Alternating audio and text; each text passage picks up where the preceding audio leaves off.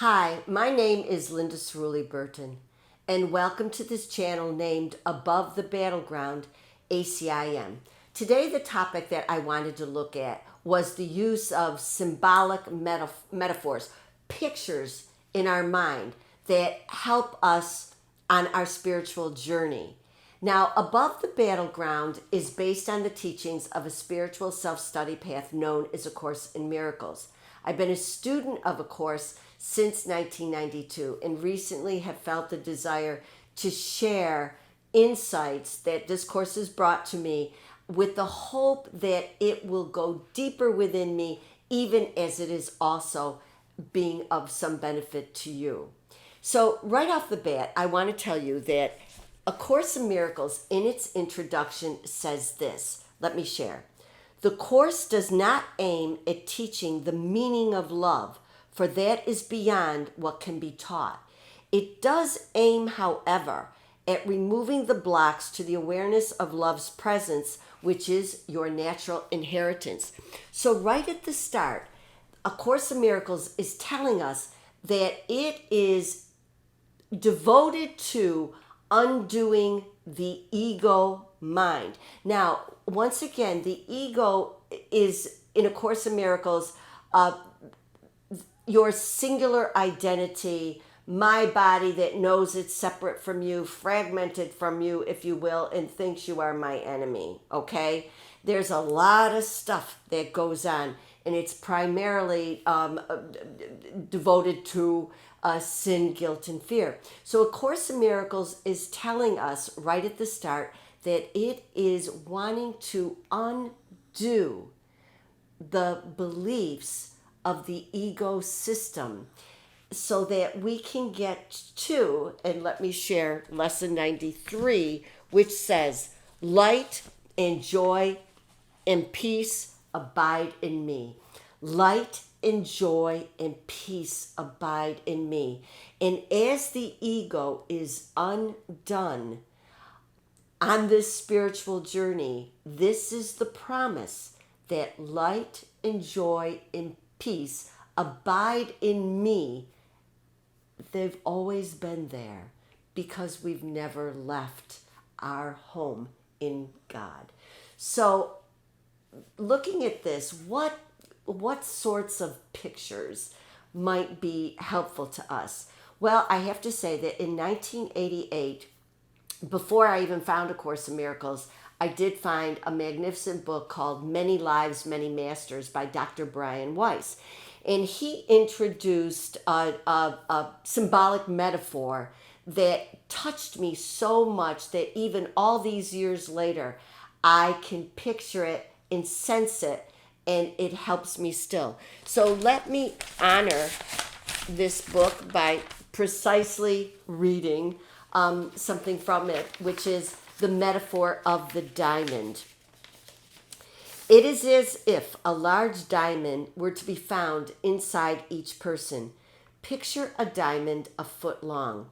The diamond has 1,000 facets, but the facets are covered with dirt and tar.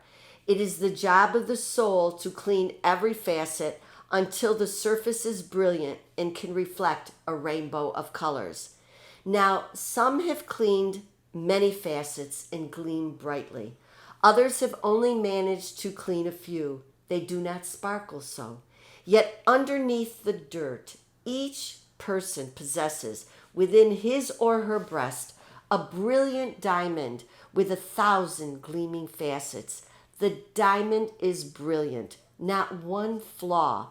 The only differences among people are the number of facets cleaned, but each diamond is the same and each is perfect. Now take that metaphor just one step further. And he says, when all the facets are cleaned and shining forth in a spectrum of lights, the diamond returns to the pure energy that it was originally. The light remains. And of course, when I think of Jesus, I think of a diamond where all the facets are cleaned of any dirt and tar, and he gleams as a teacher, as a model for what we can also be. Now, There is, of course, another metaphor that has perhaps been overused, but still does speak to me. The particular visual of the peeling of an onion. So an onion has many different petals. If we peel and peel and peel, ultimately we get to what would appear to be nothing, but actually is the atemporal, aspatial, the mind, let us say, the mind of God, which cannot be reached until the petals, the tar, if you will, are peeled off the onion so that the beauty can express itself. The light and the peace and the joy abide in me, abide in you, abide in us. And finally, the metaphor that I want to look at, which is really elaborated in the Song of Prayer. Now, the Song of Prayer is an extension of A Course in Miracles. Helen Schucman, as perhaps some of you are aware, Helen Schucman was the scribe, and it was the voice of Jesus that was speaking to her, not in a voice that you could hear, but through her mind and guided her writing. So the Song of Prayer talks about the ladder. And this is a really fascinating visual to me. Now, the Song of Prayer is talking about how on the lower rungs of a ladder, we are basically consumed with our bodies, our status, our health, our everything. It's the 3D world, really. And as we come up the ladder to the highest rungs, there's something different going on. So in order to truly honor this material and help you with this particular visual, let me also read from the Song of Prayer. Now finally, as we go up the ladder, now prayer is lifted from the world of things, of bodies, and of gods of every kind, and you can rest in holiness at last. Humility has come to teach you now how to understand your glory as God's Son. A dream has veiled the face of Christ from you. Now can you look upon his sinlessness. High has the ladder risen. You have come almost to heaven.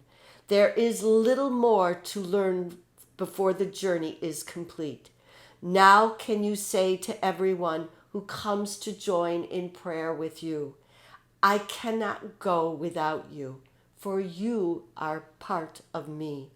And so he is in truth.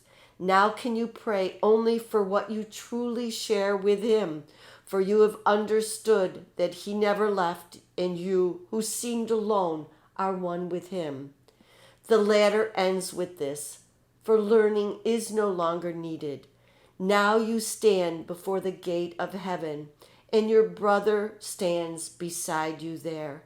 The lawns are deep and still, for here the place appointed for the time when you should come has waited long for you. Here will time end forever. At this gate, eternity itself will join with you. Prayer has become what is meant to be, for you have recognized the Christ in you. And to be honest with you, I have chills all over, because I do believe that whether we are cleaning the facets of our diamonds, whether we are removing petals from the onion, whether we are crawling up the ladder to the Christ, the Son of God, who never left the Father, this journey is worth every second. It is worth our looking at ways that we can undo our ego. Look at the gifts that wait for us. So, thank you for joining me today, and I hope that you will keep on coming back. Thank you.